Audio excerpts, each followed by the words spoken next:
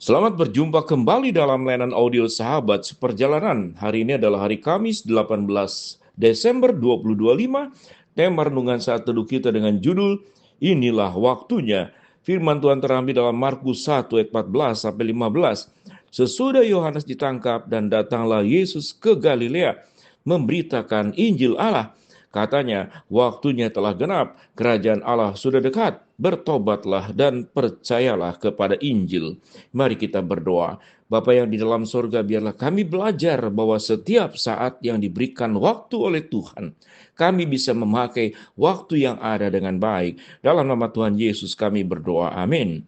Shalom sahabat seperjalanannya dikasih Tuhan. Kalau berbicara tentang tema inilah waktunya, bagi mereka yang berjualan, maka mereka akan mengatakan inilah waktunya sedang memberikan diskon yang terbesar dalam rangka menjelang Natal dan Tahun Baru. Maka berbondong-bondonglah orang-orang yang mencari diskon untuk membeli barang-barang dengan diskon yang besar. Kalau berbicara tentang inilah waktunya, maka ada banyak aspek kehidupan yang berbicara tentang waktunya. Bagi kita yang sedang naik pesawat terbang, kita menunggu di tempat ruang tunggu.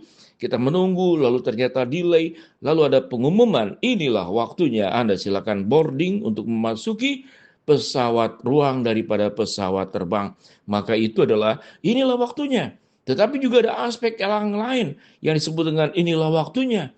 Yaitu bagaimana? Tatkala kita mungkin menghadapi hal yang kita tidak suka, maka kemudian setelah naik pesawat terbang ternyata punya persoalan dengan pesawatnya, lalu kemudian bagian daripada kru pesawat itu menyampaikan cuaca sedang bermasalah, kemudian memang kondisinya sedang dalam keadaan bahaya. Maka inilah waktunya untuk masing-masing berdoa dengan keyakinan masing-masing. Sebut saja dalam peristiwa itu, kemudian pesawat itu landing di air laut, dan kemudian sebut saja kita berandai-andai pesawat itu selamat. Lalu kemudian kita pasti diminta untuk memakai pelampung dan semuanya itu berbicara tentang inilah waktunya. Maka perintahnya biasanya tidak boleh memakai alas kaki, tidak boleh membawa barang-barang bawaan yang ada di pesawat, maka cukup membawa dirinya sendiri. Inilah waktunya bisa berbicara tentang hal yang baik.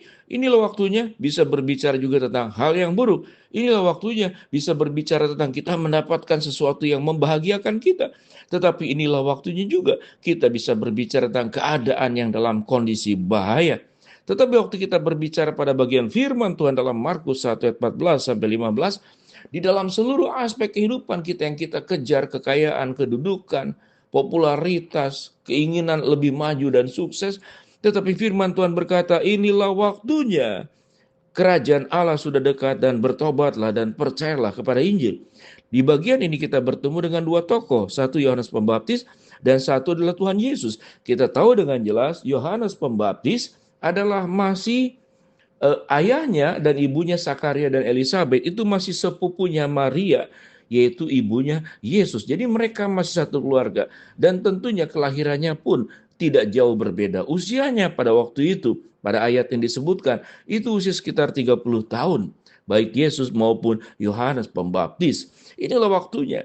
Tatkala Allah memanggil Yohanes Pembaptis dan kemudian juga memanggil Tuhan Yesus, maka dua pribadi ini menjadi bagian yang saling berkolaborasi. Yohanes mengatakan inilah waktunya untuk engkau bertobat, kerajaan Allah sudah dekat. Dia menyebut dirinya sebagai suara yang berseru-seru di padang gurun dan mengatakan luruskanlah jalan untuk Tuhan. Bagi Yohanes Pembaptis, bagi Yesus, mereka sedang melakukan tugas yang namanya inilah waktunya. Dengan satu tujuan yang sama, menyampaikan kerajaan Allah sudah dekat dan menyampaikan supaya orang bertobat dan orang bisa percaya kepada Injil keselamatan di dalam Tuhan Yesus Kristus. Di dalam perjalanan Yohanes Pembaptis kita tahu dengan jelas, inilah waktunya seluruh hidup Yohanes Pembaptis untuk menjalankan firman Allah. Dan yang cukup menarik ayat ini katakan Yohanes itu ditangkap. Ditangkap oleh siapa? Oleh Herodes Antipas. Penyebabnya kenapa? Karena Yohanes mengkritik pernikahan daripada Herodes Antipas dengan Herodias. Herodias itu siapa? Herodias itu adalah istrinya Filipus. Dan Filipus itu siapa? Filipus itu adalah masih saudara kandung daripada Herodes Antipas sendiri. Baik Herodes Antipas maupun Filipus, mereka punya ayah yang sama, yaitu Herodes Aku. Mereka adalah saudara kandung. Tetapi Herodes Antipas mengambil istri daripada saudara kandungnya, yaitu Filipus Herodias, untuk dijadikan istrinya. Dan Yohanes Pembaptis menegur dengan keras hal ini. Karena itu tidak diperkenankan, baik secara hukum Taurat maupun dalam Alkitab. Catatan Alkitab dalam Imamat 18 ayat 16, Imamat 20 ayat 21 menjelaskan kita tidak boleh mengambil, apalagi sekalipun saudara sekandung, yang tidak boleh, apalagi ini sudah berumah tangga.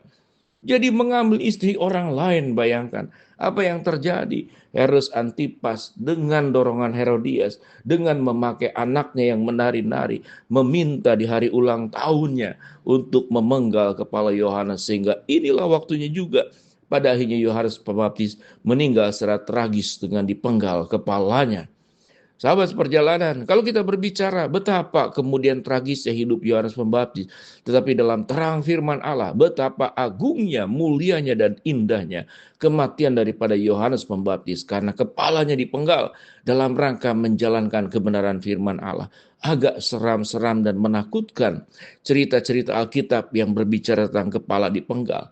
Tapi pemenggalan kepala adalah satu bagian yang memang sudah terbiasa di budaya-budaya Timur Tengah pada waktu itu.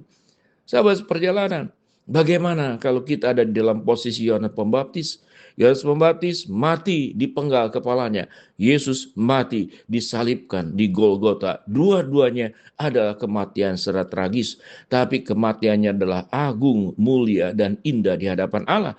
Sebab kehidupan sedang menjalankan penggenapan karya keselamatan di dalam Tuhan Yesus Kristus, di dalam Allah Tritunggal untuk menyelamatkan manusia.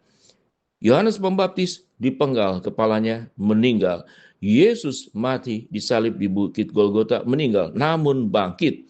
Dalam rangka apa? Dalam rangka supaya setelah kita meninggal, kita tidak mengalami hal yang terburuk, yaitu kematian kekal. Dengan perjuangan daripada kedua tokoh dalam Alkitab yang masih saudara kandung, kita melihat bagaimana Yesus Pembaptis maupun Yesus itu berdua menyatakan kasih yang terbesar, yang luar biasa untuk menyampaikan kabar keselamatan, dan kita mendapatkan janji penyelamatan, janji hidup kekal, janji keabadian, janji kebahagiaan yang ilahi yang kita akan terima sewaktu kita meninggal nanti. Semua orang akan meninggal, tetapi apa yang dilakukan oleh Yohanes Pembaptis dan Tuhan Yesus, mereka melaksanakan satu tema, inilah waktunya, hari penyelamatan itu sudah datang.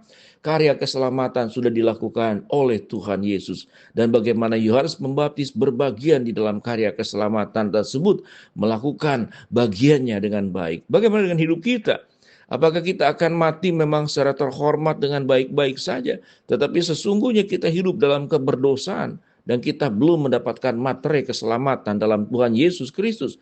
Maka inilah waktunya engkau menerima, membuka diri sebagaimana yang diberitakan oleh firman Tuhan. Bertobatlah sebab kerajaan Allah sudah dekat, percayalah kepada Injil. Maka bertobatlah, kematian akan menemui kita. Walaupun kita tidak dipenggal kepala atau disalibkan, tapi kematian akan menjemput kita. Mari kita berdoa. Bapa dalam surga, hamba-Mu berdoa buat sahabat seperjalanan yang sakit, Tuhan jamah sembuhkan. Sahabat seperjalanan yang sedang menghadapi masalah, Tuhan bukakan jalan. Sahabat seperjalanan yang sedang berdoa mengharapkan sesuatu, Tuhan kabulkan sesuai dengan waktu dan rencana Tuhan yang terbaik. Di dalam nama Tuhan Yesus kami berdoa. Amin. Shalom. Tuhan memberkati kita semua.